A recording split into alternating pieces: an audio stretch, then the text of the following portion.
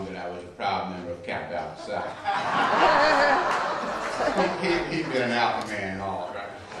But I also say that it's all a good humor because all the men and women of the various Greek organizations all seek to bring progressiveness and harmony to their individual communities. And so, even though it's statements that are made, it's all in good fun from my point of view.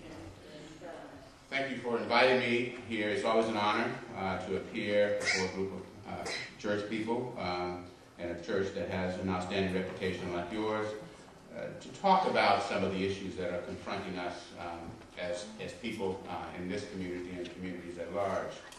When I saw the title, Fruitvale Station, Saving Our Sons, it had a deep kind of emotional reaction for me because having seen the movie and been involved in the case and all the family and all, I was quite emotional from the movie because what it did was remind me that Oscar Grant at the time story was not a singular story.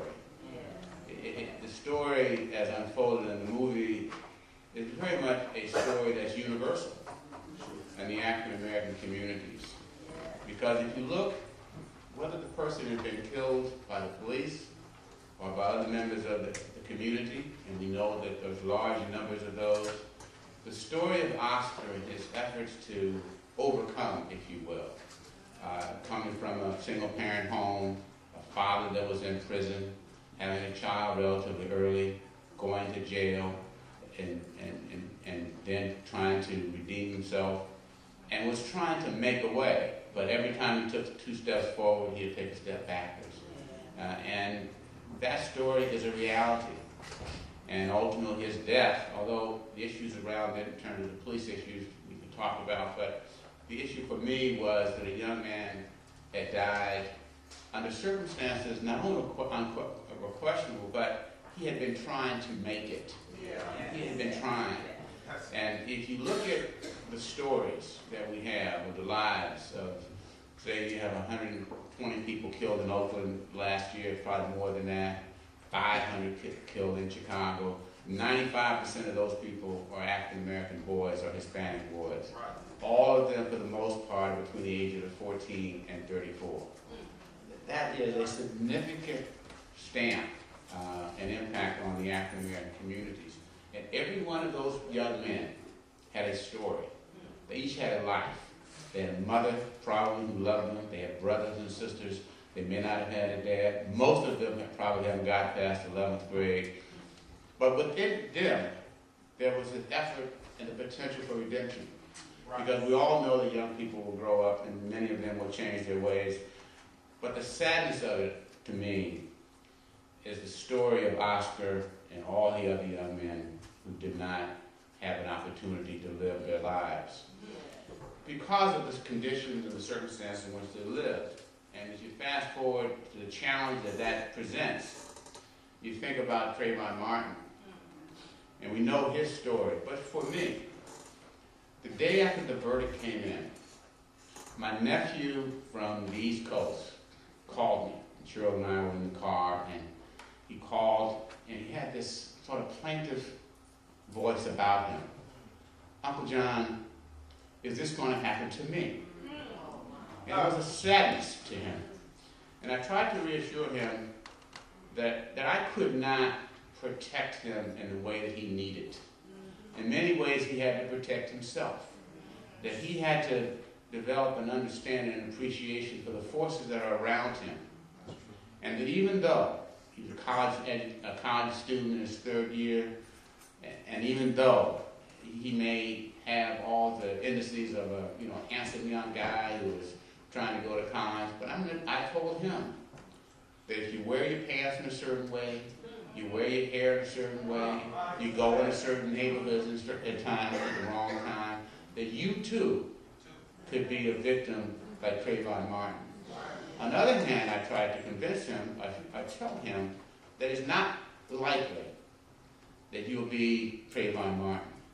It's more likely that you're going to be killed, that you're going to be by someone in your neighborhood or in your community and or the police.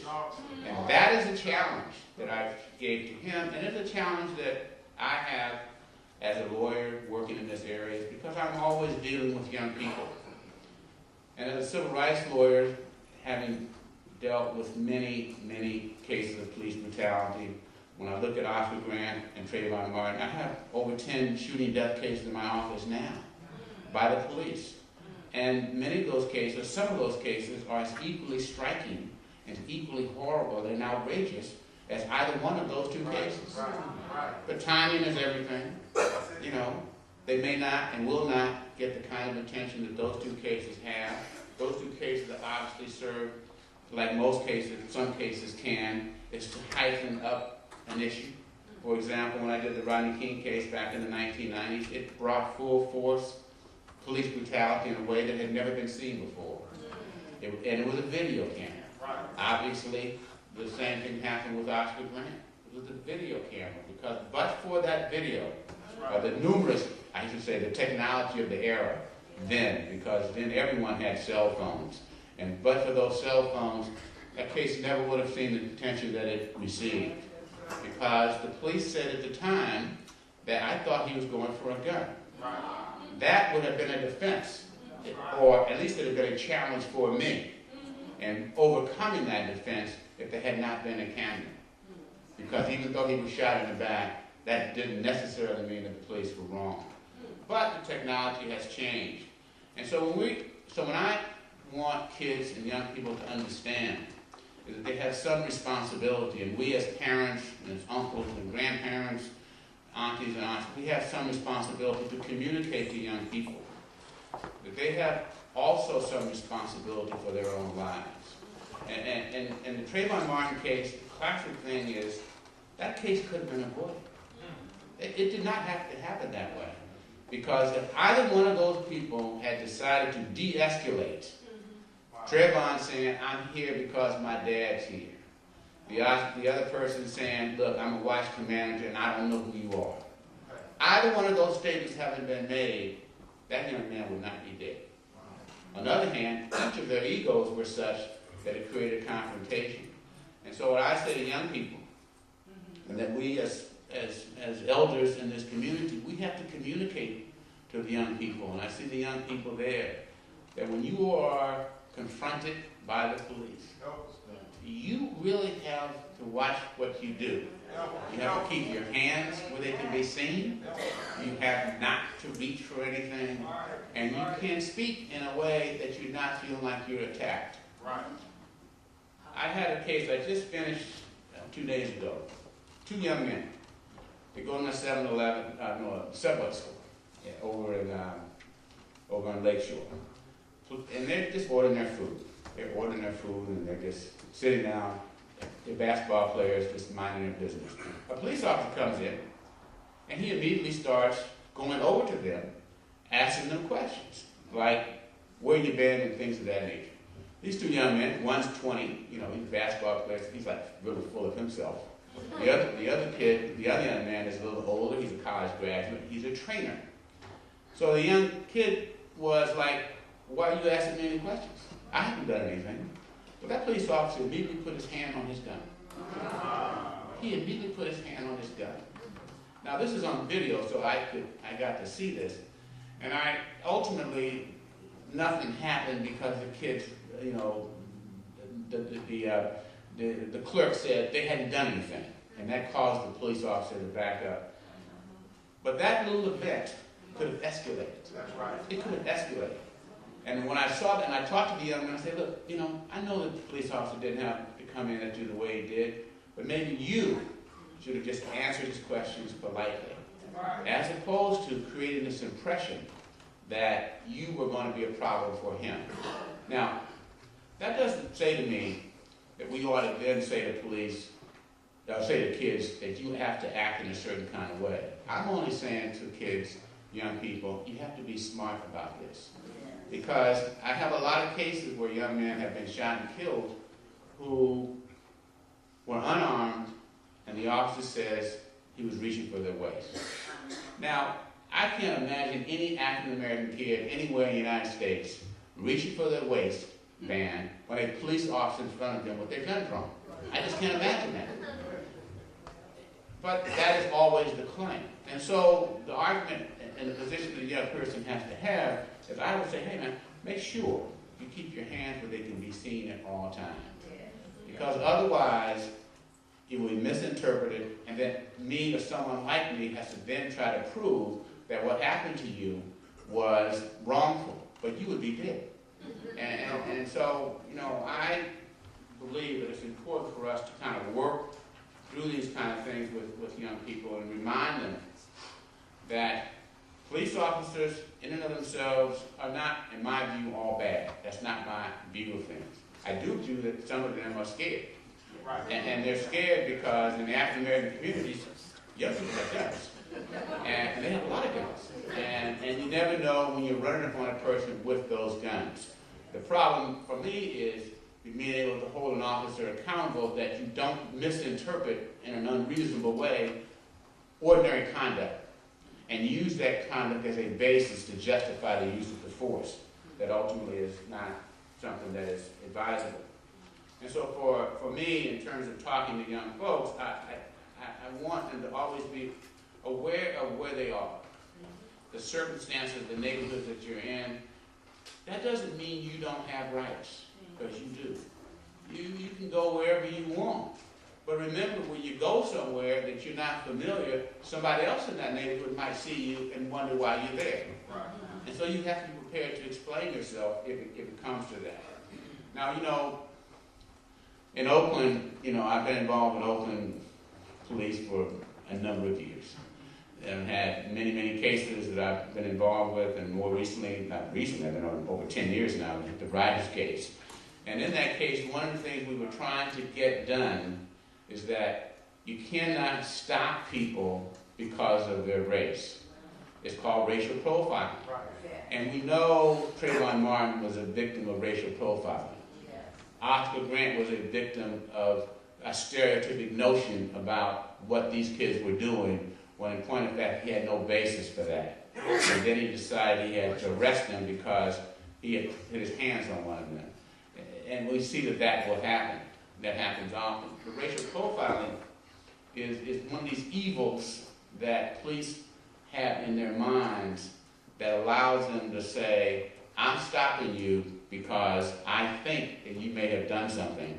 The point of fact is, it's really because of your race. And so it's a battle that we're always confronting. Now, one of the things that happens is the police will make up and say that your car light is out or something of that nature that will allow them to stop you. Legal, of course. I mean, you can't. There's a factual basis to do it. And so then when the kid is stopped, then they don't think that they have done anything wrong. They probably haven't. And we've seen cases, and certainly I've been involved in cases where officers will say, I just want to see who they were. And so they stop 4 kids, and ultimately one of them's on parole, and they then get to search them. But the car should have been stopped in the first place. And so these are the fights that we have. And all I can say is young people have to be mindful of who they are, where they are, and how to protect themselves. And part of that is de-escalation. Just because you have rights doesn't mean you have to try to enforce them on the street. You know, it is better to calm down, to be conciliatory, yes sir, no sir, can I help? Don't reach for anything, keep your hands where they can be seen, and then if you really feel like you've been falsely arrested, then you can do something about it. Racial profiling, you might think, is a minor intrusion, but I will tell you that it is hurtful to people to be stopped for no reason. It is hurtful for them to have to be searched, spread eagle, humiliated in front of their friends, which people do, which police officers do. But if you don't cooperate, you will find yourself arrested, charged with assault on a police officer, and then you have to fight your way out of it. And the consequences of fighting your way out of it is you may lose, and it will affect your life for a long time. I had a young man who wanted to be a police officer. Did everything you can to be a police officer. He calls himself trying to be a good Samaritan, in a case, this is very recent, Lee, and the police thought that he was involved in something else. They jumped him, they beat him up. They really beat the man up pretty badly.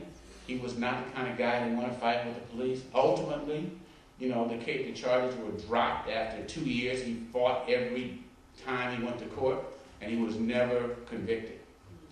But ultimately, I do the civil case, and we win the civil case, but he can't get a job as a police officer. You know? And he didn't do anything. And so those are the consequences that can happen to you, because whenever it comes up on your record that you've been arrested by the police for what they call a 148, resisting arrest, people hold that against you. And employers hold that against you because they don't know what the circumstances were. And so unless you get that record cleaned, you will have real problems with it in the long run. But I think that the issues around the police are issues that one should be concerned about. Obviously, you have rights. But I'm more concerned, really more concerned, about the incarceration of the African American community. Because every incarceration and a felony conviction means that person is going to take a detour from American life. They will not be able to get certain kinds of jobs. They may not be able to get health benefits. They may not be able to vote. And they're certainly not going to get the kind of jobs they want. And I see this sort of implicit bias that exists within the criminal justice system. And it starts at the very point in which police officers stop individuals. And you can have, particularly as it relates to things like marijuana, blacks and whites use marijuana at about the same rates. Blacks are 6 times more likely to be arrested and convicted for using marijuana than whites. And so you have large numbers of people in prison for low-level drug offenses. That's really a function of the biasness and the enforcement of those laws. And it is horrible what has happened to the African American community as a result of this. It has destroyed the fabric of many communities. And then you can go even further and you look at, and this is something that's been a fight for Barbara Lee and others for many years. And then there's the enforcement of the cocaine laws. Congress passed this law 15, 20 years ago after the war on drugs with the Nixon administration that meant the same amount of cocaine and the same amount of crack cocaine is 50 times. If you have a small amount of crack, that gives you a certain sentence. But for a person who does powder cocaine, they have to have 50 times that amount to get that same sentence. A horrible disparity. And it resulted in the incarceration for large prison sentences for African American men. Now, recently, it's been reduced to 18-1. Better. But still 18-1. And so, there's been an effort made now to try to go back and look at some of these prison sentences. The federal guidelines now have gone back and decided that this is really unfair and it's really harsh. And so they are now releasing people that are reevaluating these sentences. But the people have lost many years of their lives. And the longer they're in jail, their families are destroyed, they can't get employment, they may not get health benefit, and they wind up being homeless. And you know, I had this one case I was involved in. I represented 120 African American males. Of that group, most had been to state prison already. None of them had a high school diploma, and none of them were working. Now, these people are very vulnerable. They're vulnerable to everything that's wrong in a society where there's no safety net. And that's what prison does. It prevents you from participating at a high level. Now, in my office, I've hired several people who, in fact, have felony convictions and have been to state prison. But if I didn't hire them, and they turn out to be very good workers, you know. But if I didn't hire them, or people like me hired them, they would not have jobs. They would be on the streets. And or they would have the kind of jobs that the migrant farmers workers have. That you were at the bottom, so you were at the mercy. And so if your attitude isn't good, you get fired. Or if they don't like you come to work a little bit late one day, you get fired. You have no second chance when you have felony convictions. And so we, as we go forward, must find ways to keep African American men and boys out of the criminal justice system. And it's a real challenge. And there's a lot of data that talks about this pipeline to school, pipeline to prison. There's some truth to that. When you look at what is the biggest fighters or opposition to releasing prisoners or state prisoners early is the guards, because it's an economic situation. It's about the privatizing of the economic of the prison system, and so they want more prisoners, more prisoners, and the more prisoners are mainly African Americans, and they are the ones that are bearing the brunt of this increased criminal justice system and the criminalization of it. And as we go forward for the next generation, the young kids out here, the young people that come after them, our grandkids, we must find a way to prevent that from happening. Before I close, I'm going to tell you a story, one that has always stuck with me. It was about Willie Gilbert. Willie Gilbert was an African-American boy in Oakland. He lived with his great-great-grandmother since he was 3 or 4. His grandmother had passed. His grandfather was in prison. His father was in prison. And his mother was a crack addict. And he was a bright kid. I mean, I saw pictures of him. I didn't know him at 5, but I saw pictures of him with this gorgeous smile, as a 5-year-old could have. And he wanted to be in TV. He saw TV and he wanted to be in these commercials. So they took him over during that period of time to a little place in San Francisco where Kids on Camera, and tried to get him there. And so he was making headway. But his great-grandmother really was in an economic strife situation. They were living in Ghost Town, which is on Martin Luther King Way, around 3300 and old.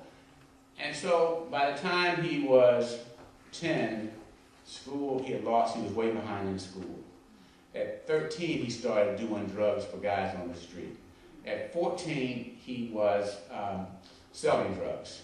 And then at 16, he was dead. And he was killed because, and this is a real tragedy, he was killed because in Ghost Town, he saw 2 guys get into a fight over a deal, a marijuana deal. One guy shoots the other. He is a witness. Okay? Another kid's a witness too. And so we tried to, not we because I wasn't there at the time, but they tried to get him to leave Ghost Town and go stay somewhere else. He went to Sacramento for a few weeks. He just couldn't do it. They had to go somewhere else. He couldn't do it. He finally came back to Ghost Town. He came back to Ghost Town within 20 days. He was shot, killed. And the other kid was shot, killed. And so ultimately, this created a retaliation. Out of this one shooting that had taken place, there was a fight over some drugs. Over 5 people were killed. And one kid was in prison. We tried to take his deposition. Of course, he wasn't talking at the time. But the tragedy of it, to me, was that Willie Gilbert never had a chance. Right. And I see this time and time again. So we have to get to the Willie Gilberts of the world. And this is from 1 to 3, of getting them to read. As they say, that you learn to read by 3, and you learn after that by reading teaches you to learn. And so if you don't get that into the kids early enough, they don't have the option of fulfilling that dream. And I see this time and time again. My practice is one is after the fact. After you've been beaten up, after you've been shot and killed, after something really bad has happened to you. And then I have to use whatever has happened to you as a positive way as I can. I often tell this story of the young man who really gets beaten up badly by the police. And I said to him, which I always say to people, do you have any felonies? He says, yeah. I said, well, how many? He says, 5. I said, 5? He says, well, what does that got to do with anything? I said, a whole lot. Because no one's going to believe you. Right. You have. And so this is the part that we have to work hard is keeping kids out of the criminal justice system. They don't understand, many don't, that there's almost an undercurrent of an implicit kind of conspiracy to get you into the criminal justice system and keep you from being in the employment market and put you on the margins. And when a kid does that at 18, 19, they just don't understand. I do, and it's unfortunate, but you have to get to kids before that. And so part of this whole discussion about Fruitvale is not only the police, but it's also about saving our sons from the communities at large and giving them some options so that they can see a pathway out. I saw and heard on yesterday on NPR a young kid, maybe it was this morning, a young man was 21 years old and lived on 12th Street in Oakland. And he was talking about how 12th Street was his home, and he couldn't go anywhere else because even in his one block of 12th Street, if he went 2 blocks down, he would be in foreign territory. And even though he had nothing, he felt better being amongst people with nothing, even though they were all kind of enemies, than to being somewhere else where he wasn't given an opportunity. He did not see a way out. And one last story, I represented this kid named Matthew Watson. Matthew Watson was a victim, and he was 15 when he came to me. He was homeless. His mother put him out because she had 2 kids and she didn't have enough money to raise 2, so she kept the smaller boy. So he lived in a car with a bunch of other street people in West Oakland. He really gets beat up badly by the police. I represent him in one of the cases and got him a considerable amount of money, over $200,000, for what happened to him. So I said to him, look, and during this process, I'm taking care of this kid in many ways, and buying food and getting clothes and trying to get him in Berkeley Adult School, trying to get something. So I said to him one day, I said, look, I will help you put your money away. I will put your money in a trust fund for you. You go join the Navy or go join somewhere or just leave. But I know you need to go somewhere and get a structure. And I know his reading and writing wasn't very high.